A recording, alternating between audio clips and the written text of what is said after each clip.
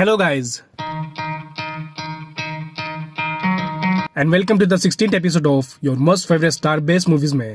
You could try to play but you're never gonna beat me। और आज की इस एपिसोड में हम बात करेंगे सिर्फ हॉलीवुड की ही नहीं बल्कि वर्ल्ड की popular, beautiful and successful actress Angelina Jolie की 10 बेस्ट मूवीज की, Looking for change, looking for pain, pulling a mob, pushing a train। जिन पर मैं एक वीडियो ऑलरेडी बना चुका हूँ और ये उनकी सेकंड वीडियो है क्योंकि मेरे एक सब्सक्राइबर की बार बार रिक्वेस्ट की वजह से।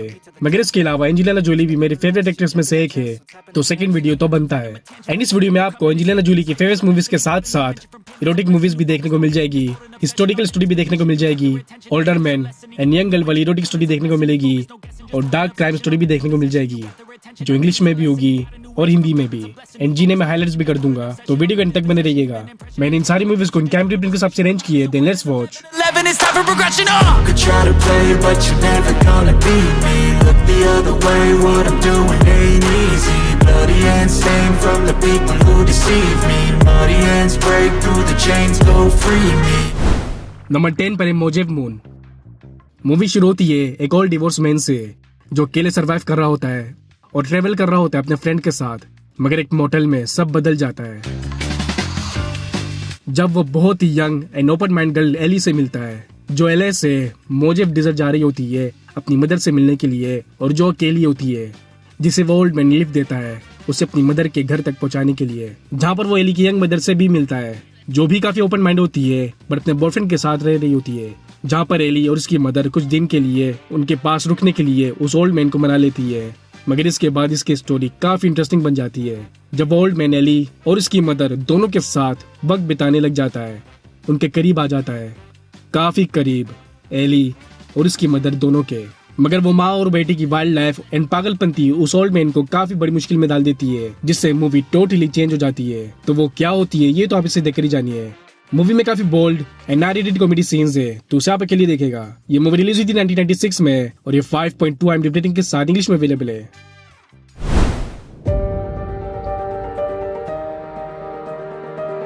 नंबर 9 पर इस लिस्ट की मेरी फेवरेट हिस्टोरिकल मूवी अलेक्जेंडर।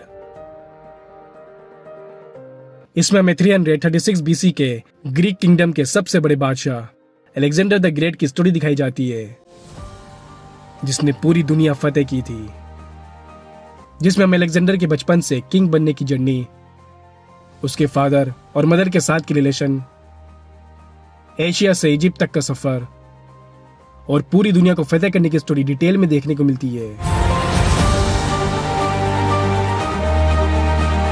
जिसमें वॉर सीन्स, बेट्रियल सीन्स और बोल्ड सीन भी है। बट इसकी स्टोरी से मस्ट वॉच बनाती है, जिस वजह से मेरे हिसाब से इस मूवी को नंबर 1 की लिस्ट में होनी चाहिए थी। ये रिलीज हुई थी 2004 में, ये हिंदी में अवेलेबल है और उसे IMDb मिलती है 5.6। नंबर 8 पर एक आउटर। इसकी स्टोरी फॉलो करती है एक अमेरिकन फिल्म मेकर से जो एक फिल्म डायरेक्टर के साथ साथ एक सिंगल मदर होती है और अपनी 40s के एज में पहुंच चुकी होती है, जिसमें वो पेरिस आती है एक फैशन वीक को डायरेक्ट करने के लिए, जिसके लिए उसे काफी एक्साइटमेंट भी होती है, जहां पर वो एक यंग लड़के से मिलती है और लाइफ की न्यू जर्नी शुरू करती है। बट मूवी की टर्न पॉइंट तब आती है जब सडनली उसे पता चलता है कि उसे कैंसर है, जो खबर उसे पूरी तरह से तोड़ देती है और जिसके बाद उसकी ये जर्नी एक नाइटमेयर में कन्वर्ट हो जाती है।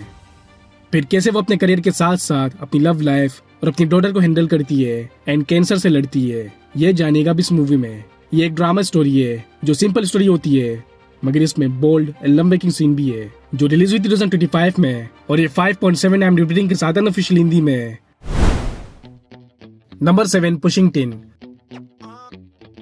मूवी बेस्ड मूवी के मेन कैरेक्टर निक पे, जो एयर ट्रैफिक कंट्रोलर होता है, जिसका काम एयरप्लेन्स को गाइड करने का होता है, उन्हें वार्निंग देना, टेक ऑफ से लैंडिंग तक सारी चीजें संभालना, जिसमें निक माहिर होता है। मगर उसकी पर्सनल लाइफ में उसकी मैरिज लाइफ खुद पेचीदा होती है।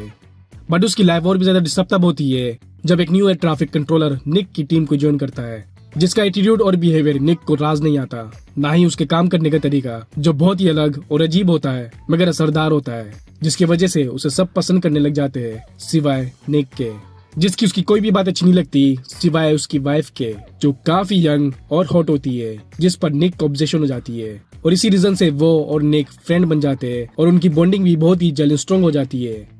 मगर इसकी स्टोरी बाद में अफेयर स्टोरी वाली बन जाती है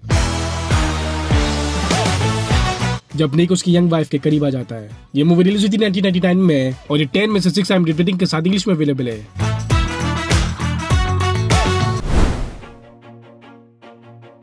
नंबर 6 फॉक्सफायर।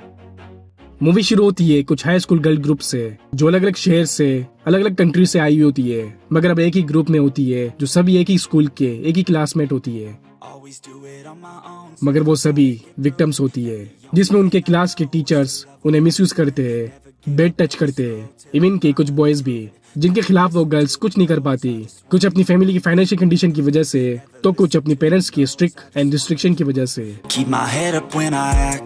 मगर मूवी में टर्न तब आती है जब उसी स्कूल में एक न्यू गर्ल एडमिशन ले लेती है जो बहुत ही वाइल्ड एंड रॉक गर्ल होती है, एक रेबल गर्ल जिसे किसी की परवाह या डर नहीं, जो अपन फ्रेंड्स के ग्रुप का हिस्सा बन जाती है और उनके साथ हुए ह्यूमिलेटिंग को जानती है, फिर जिसके बाद वो अकेले ही उन सब को हैंडल करने लग जाती है, उन्हें मुंह तोड़ जवाब देती है, जिससे उनकी आपस की बॉन्डिंग स्ट्रॉन्ग हो जाती है और वो एक दूसरे के करीब आ जाते हैं और कोई तो कुछ ज्यादा ही करीब।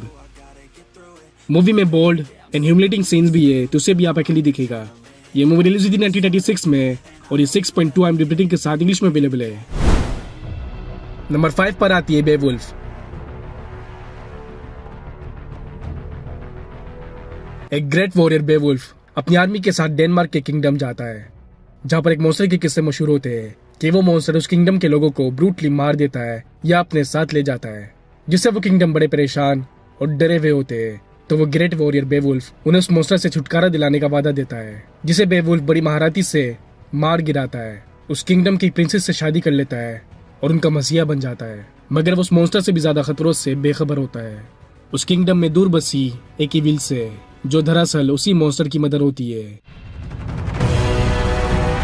जो अपनी बोल्डनेस से लोगों को कर्स यानी कि शापित कर देती है और जिसी कर्स में उस किंगडम का किंग भी होता है।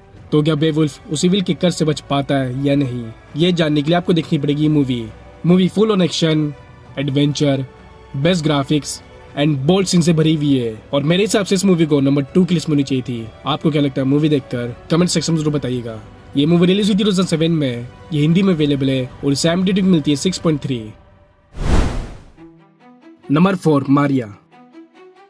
ये एक रियल लाइफ पर बेस्ड मूवी है 1970s की बहुत ही मशहूर ओपेरा सिंगर मारिया सैलिस की, जो अपनी टाइम की लेजेंड हुआ करती थी, मगर हमें उनके लेजेंड की बाद की स्टोरी दिखाई जाती है जब मारिया रिटायर हो जाती है।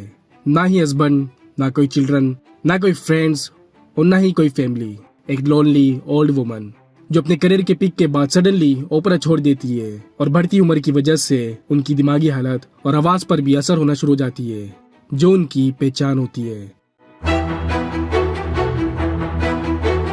फिर कैसे अपने स्टारडम के बाद की लाइफ को जीती है, जर्नलिस्ट एंड फैंस के लव, हेट और कंट्रोवर्सी मैनेज करती है, ये आप इसे देखकर ही जानिए। ये भी एक ड्रामा स्टोरी है बट इसमें कोई बोल्ड या लव मेकिंग सीन नहीं है, बस एक pure and true inspiring story है जो रिलीज हुई थी 2024 में और ये 6.4 IMDb रेटिंग के साथ इंग्लिश में अवेलेबल है।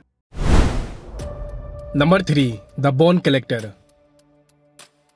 मूवी में हमें एक सीरियल किलर की स्टोरी देखने को मिलती है जो टैक्सी ड्राइवर के भेस में लोगों को ब्रूटली मार देता है, जिस केस में एक काबिल डिटेक्टिव लगे होते हैं जो सीरियल किलर के काफी करीब होते हैं कि तभी एक टेरिबल एक्सीडेंट की वजह से वो पैरालाइज हो जाते हैं, जिसके बाद उनका करियर और उनकी जिंदगी बर्बाद हो जाती है।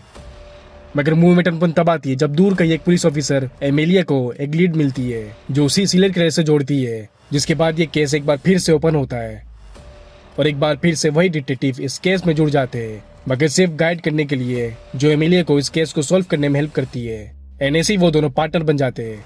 मगर इसके बाद भी और भी कई चीजें बातें सामने आती है जो इस केस को काफी पेचीदा बना देती है। तो वो क्या होती है और कैसे वो लोग उस सीरियल किलर को पकड़ते हैं, ये जानिएगा इस मूवी में। इस मूवी की स्पेशलिटी इसके मिस्टीरियस सीक्रेट्स, इसके survival scenes and crime mystery story जो मुझे काफी पसंद है, जिस वजह से मेरे हिसाब से इसे नंबर 3 की लिस्ट में ही होनी चाहिए थी।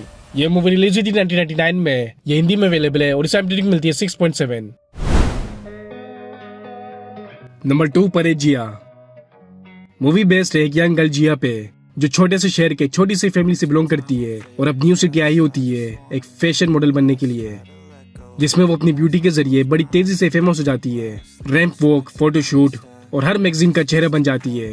मगर उसकी डाउनफॉल की रीजन बनती है खुद जिया, जो एक बिंदास, बेफिक्री और वाइल्ड किस्म की लड़की होती है, जो अब सेलिब्रिटी बनने के बाद उसे काफी मुश्किल में डाल देती है। जैसे कि उसकी फीलिंग्स किसी लड़की के लिए और उसकी फ्रीडम सब लिमिटेड हो जाती है, जो आहिस्ते आहिस्ते उसके दिमाग में घर कर लेती है और उसकी लाइफ पर इफेक्ट करती है। जिसके बाद मूवी बहुत ही डार्क बन जाती है। इसमें काफी बोल्ड और ह्यूमिलेटिंग सीन भी है, जो एक ट्रू स्टोरी पर बेस्ड है, तो उसे आप जरूर देखेगा, बट इसे आप अकेले देखेगा। जो रिलीज हुई थी 1998 में और ये 6.9 IMDb रेटिंग के साथ इंग्लिश में अवेलेबल है। नंबर 1 पर द चेंजलिंग। ये भी एक इनक्रेडिबल ट्रू स्टोरी पर बेस्ड मूवी है। एक वुमन क्रिस्टीन कॉलिंग्स की कहानी शुरू होती 1928 लॉस एंजलिस से, जहां पर एक सिंगल मदर का 9 साला बेटा अचानक से लापता हो जाता है, जिसकी गुमशुदगी की रिपोर्ट लिखवाने के लिए वो मदर LA के पुलिस डिपार्टमेंट LAPD जाती है और सरप्राइजिंगली वो उनके बेटे को ढूंढ लेती है। मगर वो मदर क्रिस्टीन उसे पहचानने से इनकार कर देती है, जिनका कहना होता है कि ये लड़का उनका बेटा नहीं है, LAPD से कोई गलती हो गई है और उनका असली बेटा अभी भी लापता है। जिस बात को LAPD नजरअंदाज कर देती है और इस केस को क्लोज कर देती है। तो फिर क्रिस्टीन मीडिया का सहारा लेती है एंड LAPD की करप्शन को डिस्क्लोज करने लग जाती है, जिसके बाद से मूवी और क्रिस्टीन की लाइफ पूरी तरह से बदल जाती है। जब LAPD उनके बेटे को ढूंढने के बजाय उल्टा क्रिस्टीन को ही जहरी मरीज करार देकर उन्हें मेंटल हॉस्पिटल में जबरदस्ती बंद कर देती है। लेकिन LAPD इस बात से बेखबर होती है कि अब मीडिया क्रिस्टीन की स्टोरी से जुड़ चुकी है और उनकी ये करप्शन उन पर ही भारी पड़ने वाली होती है। मगर क्या सच है और क्या झूठ, ये स्पॉइलर आप इसे देखकर ही जानिए। जो रिलीज हुई थी 2008 में, ये हिंदी में अवेलेबल है और उसे IMDb मिलती है 7.7। तो गाइस, टॉप 10 एंजेलिना जोली की पॉपुलर एरोटिक मूवीज की पार्ट 2 की लिस्ट। मैंने अपने टेलीग्राम का लिंक भी नीचे डिस्क्रिप्शन में दिया है, जहां से आप सारी मूवीज को इजीली देख सकते हो और डाउनलोड भी कर सकते हो। तो जाकर सारी मूवीज देखिए और अपना फेवरेट मूवी कमेंट सेक्शन में जरूर बताइए। और ये भी बताइए कि आपके हिसाब से कौन सी मूवीज को नंबर 1, नंबर 2 या नंबर 3 पर होनी चाहिए थी। और अगर आपको हॉरर मूवीज देखनी है जिसमें आपको history, suspense, survival, mysterious secrets, bold और इरोटिक सीन भी देखने को मिले, तो फिर हमारी last video 10 best haunted house movies की लिस्ट आपके लिए बेस्ट है। अब मिलते हैं नेक्स्ट वीडियो में, तब तक के लिए टेक केयर।